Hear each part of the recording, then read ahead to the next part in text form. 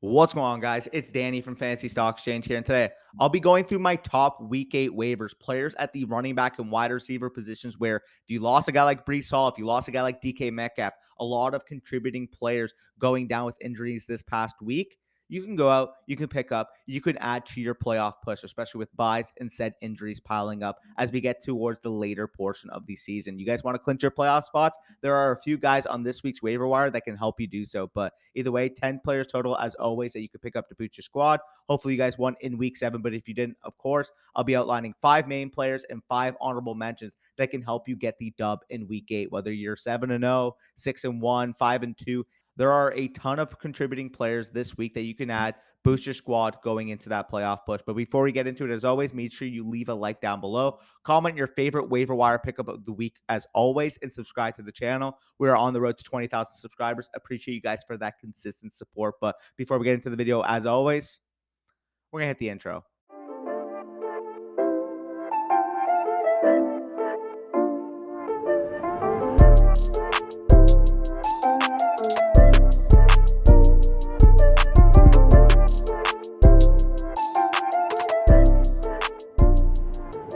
All right, before I get into the main players for the waiver wire this week, these are players upcoming now that should be rostered in your league, but make sure you check if they are available. They are definitely worth a spot on this list. Number one is going to be Jameson Williams, wide receiver of the Detroit Lions. Dan Campbell said he expects Jameson to come back. Obviously, a highly heralded 12th overall pick in this last draft. Speedster, good with the ball in his hands. Very clear role to work as that secondary receiver opposite of Amon St. Brown in this offense, an offense that has been one of the highest scoring units in the entire NFL to start this season. Rondale Moore, wide receiver of the Arizona Cardinals. He may have been dropped this past week. Obviously, only had 2 targets. Not really a great game this past week against the New Orleans Saints, but this is still the clear number 2 in the Arizona offense. Obviously, DeAndre Hopkins being back is going to limit his overall upside, but you want to bet on young ascending players, and Rondale Moore represents exactly that.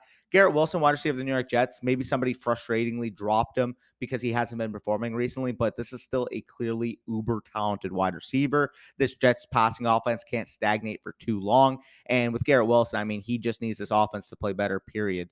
And next up would be Brian Robinson, running back of the Washington Commanders, has taken that clear lead back type of role away from Antonio Gibson. Most opportunities on the team yet again this past week. I don't really see that changing anytime soon, given how trustworthy he is in that coaching staff.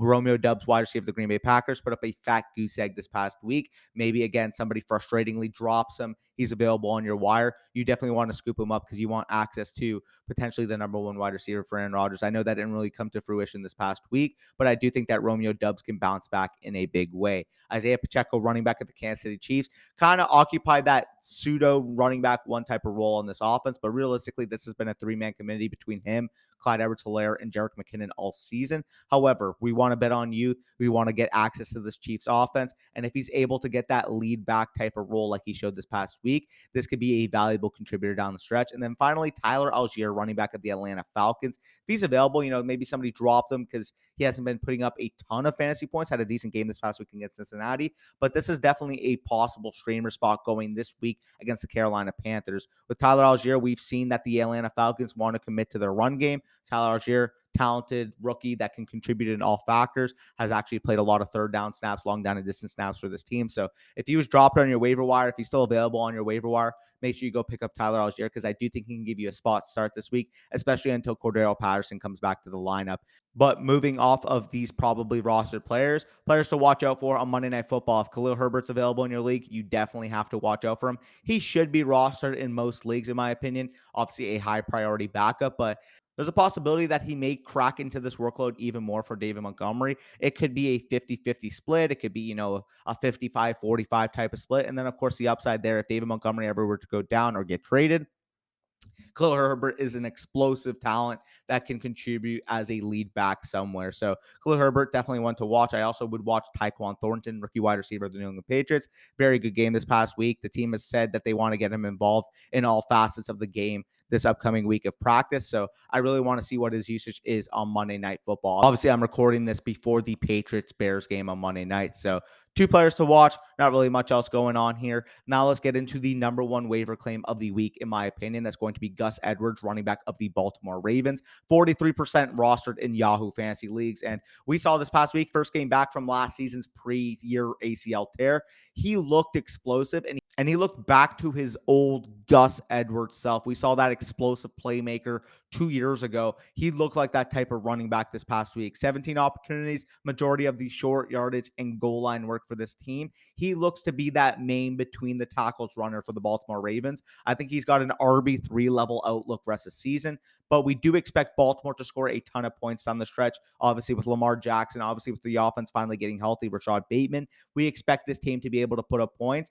And Gus Edwards looks like by far their most trustworthy back in scoring situations. I expect him to pound in a ton of touchdowns. I expect him to be, again, still a high volatile RB3, but there's a possibility where if he works into a majority split in this backfield, he could potentially creep up into the RB2 range. You guys can see obviously on the graphic on the screen. He didn't really have a majority split, and he still provided a ton of success if you put him into your fantasy football lineups. I do think if he can earn, 55, 60% of the work down the stretch, he can be a very viable running back too. Think like Ezekiel Elliott in terms of what you think of when it comes to Gus Edwards. So in terms of fab, 30 to 50% if you're desperate at the running back position. I think he could be a solid running back 2 streamer, especially through bye weeks for your fantasy football teams. Number 2 waiver wire pickup of the week is going to be Latavius Murray, running back of the Denver Broncos. Again, more so an immediate plan. The next guy we're going to be talking about is a pure upside type of play. But with Latavius Murray, he just point blank looks like Denver's current best running back on the team. He tailed behind Gordon a tad in usage, but there are rumors right now that Gordon may be dealt at the deadline. A lot of running back needy teams. Melvin Gordon, a veteran player. I can see him potentially getting moved. But regardless, even if he doesn't get traded, even if Gordon stays as a Denver Bronco, Latavius Murray in the recent weeks has shown that he can be the most trustworthy back for Denver in short yardage and goal line situations, evidenced by his role this past week. Handled all of the goal line snaps. I know it was only one, but he also handled the majority of the short yardage situations. And not to mention, we added in the fact that Mike Boone was actually added to IR this past week. This takes it from a 3-man committee down to a 2-man committee. I expect more of the same week to week. I think Latavius will get that short yardage, goal line type of work, scoring opportunity type of work, while Melvin Gordon will handle that third down type of work, pass game type of work. So I think it's going to be a 2-man committee. I think Gordon will still slightly hold the edge, but of course, in the RB3 range, we're looking for potential touchdown upside. Latavius Murray, if he's handling the majority of this team's goal line rushing type of work, I do think he can be an RB3. And again, as I said with Gus Edwards, filling on those bye weeks. So if you're looking for immediate running back production, I think Latavius Murray can do you pretty well. In terms of fab, again, I mentioned 30 to 50% for Gus Edwards because I like his long-term outlook and potential increase in value more than Latavius. So for that being, I will say Latavius Murray, 20% should be able to get it done in your leagues. Number 3 waiver wire pick of the week, and arguably the most exciting league winning type of option. So if you're a contender, if you're 6-1, 5-2 or better, and you want a player that has more upside down the stretch, has more upside in playoff weeks, Rachaad White, running back of the Tampa Bay Buccaneers, is your guy. 29% rostered in Yahoo Fantasy Leagues. And I do think that Rachaad White season is soon upon us. 21 routes to Fournette's 25, 29 snaps to Fournette's 40. At the beginning of the season, Fournette had one of the most untouchable workloads in the entire NFL. Rachaad White is chipping away at that workload. And soon enough, as I said, I do think this is going to be Rachaad White's backfield. Reports after the game that Bulls is disappointed with how his veterans are playing and may turn to the young guys soon. You guys can see that tweet from Rick Stroud, basically. But when it comes to this quote, I do think that this is mostly directed at the recent play of Leonard Fournette, and that Rachaad White's creativity and explosiveness are already a better fit for this offense given the current offensive line struggles. Box score may keep his value down. Obviously, he didn't have a crazy game from a pure box score standpoint, production standpoint, but I do think there's a possibility we are able to pick up the next RB2 plus down the stretch. Think of Kenneth Walker. That is the range of outcomes in terms of value accumulation that we should see from Rachaad White. There's a possibility, again, that he could be a league-winning type of asset on your team. So if you don't need immediate production, if you don't need to rely upon Rachaad White as an RB3 type, RB2 type this week, he can win leagues down the stretch. So in terms of fab, willing to bid up to 20%, especially if you're a contender, you're competing for that bye week. You want a player that you can maybe be this year's Rashad Penny from last year. I think Rachaad White is your guy. Fab, again, I mentioned 20%, should be able to get it done. I think he's got, like I said, league winning level upside. So add him to your teams. Number 4 running back is going to be D'Onta Foreman, running back of the Carolina Panthers, rostered in 49% of Yahoo Fantasy leagues. And the shocker of the week this week in NFL football was the Panthers thoroughly demolishing Bush's Bucks. Lost me $100 in the process, by the way. But with that being said, D'Onta Foreman showed that he could be a capable CMC fill-in in this game. He looked explosive on multiple occasions. He turned 17 game opportunities into 145 yards from scrimmage and dominated all of the 2-minute drill work.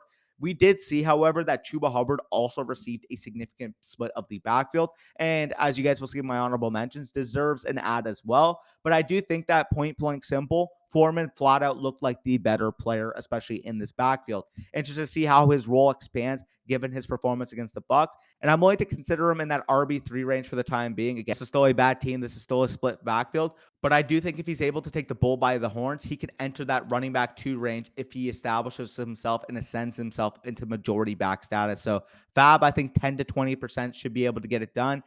You may have to bid a little bit more because of the recent week in terms of production for D'Onta Foreman, but I do think he's worth a bid this week. We want a potential back that can get to 65% of the snaps, which I do think is in the range of outcomes for D'Onta Foreman if he continues to play at the level he showed on Sunday. So definitely a priority add when it comes to those top 4 running backs. But now we get on to my number 1 wide receiver pick of the week. Number 5 overall is going to be Wan'Dale Robinson, wide receiver of the New York Giants. I've talked about him on recent weeks. 29% roster still on Yahoo Fantasy. And the Broadway rookie receiver flashed out in a big way this past week. Commanded 8 targets and finally stepped into the full-time role we were coveting for him, finishing second on the team at wide receiver in both total snaps and total routes run. He is their clear best talent at wide receiver. And if he's finally getting that full-time usage that we craved, I think it'd be a solid wide receiver 3/flex play, but has wide receiver 2 level upside down the stretch. At this point of waiver season, our job is to spot running back stepping into increased workloads like the first 4 guys I outlined, and young stud wide receivers earning their hay. Wan'Dale Robinson falls into the latter. He can be a league-winning contributor down the stretch, in my opinion. Bid them fab dollars when it comes to the young king Wan'Dale Robinson. 20% should be able to get it done, like I said. So clearly a lot of talent at the top of waivers this week. The top 5 is absolutely loaded, especially if you need that depth.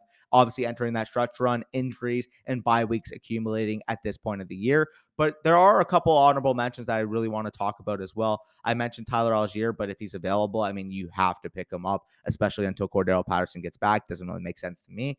Van Jefferson, wide receiver of the Los Angeles Rams, recently got activated off of IR, expected to make his return this week. Allen Robinson has not played well to start the season, and there's a clear opportunity to become the number 2 weapon in this offense that Van Jefferson can capitalize on. Vertical wide receiver who can potentially be the number 2 wide receiver for Matt Stafford down the stretch. I definitely think he needs to be added to your benches. Paris Campbell, wide receiver of the Indianapolis Colts, quietly has commanded double-digit targets in each of the last 2 weeks. If he continues this level of target share, he could be a consistent, especially in PPR formats, consistent flex play down the stretch. Definitely out of nowhere. Paris Campbell, I did not expect him to be able to do what he's done, but last 2 weeks, got to give him his credit. He is definitely worth an add-on to your fantasy football rosters. Donovan Peoples-Jones, wide receiver of the Cleveland Browns. Again, another one quietly has been performing in these last few weeks. Obviously, when we add now that David Njoku is expected to miss the next few weeks with a high ankle sprain, Donovan Peoples-Jones has an opportunity to be the clear-cut number 2 weapon on the Cleveland Browns offense. So definitely worth an add, in my opinion. Can put him in your flex in a pinch. I think he can deliver in a big way for your fantasy football teams. And then finally, Chuba Hubbard, running back of the Carolina Panthers. I kind of mentioned why I prefer D'Onta Foreman straight up to Chuba, but Chuba still got the first 7 carries of the game. Chuba was still labeled as the starter entering the game. However, dealt with an injury in the 4th quarter. I'm very interested to see what this backfield split is moving forward. But either way, if you've made it to the end of this video, and again, of course, if you enjoyed, make sure you leave a like down below as always. Let's try to get this video to 150 likes. Appreciate you guys for that consistent support, but stay tuned for later today. I will be dropping my top streamers at the quarterback, tight end, and defensive positions, so stay tuned for that. Obviously, bye weeks, as I said, tight ends, quarterbacks, defenses are getting depleted. I got you covered with who you can stream in a pinch this week, entering week 8 for fantasy football. But until then, appreciate you guys for tuning in. Take care. Why you need the money?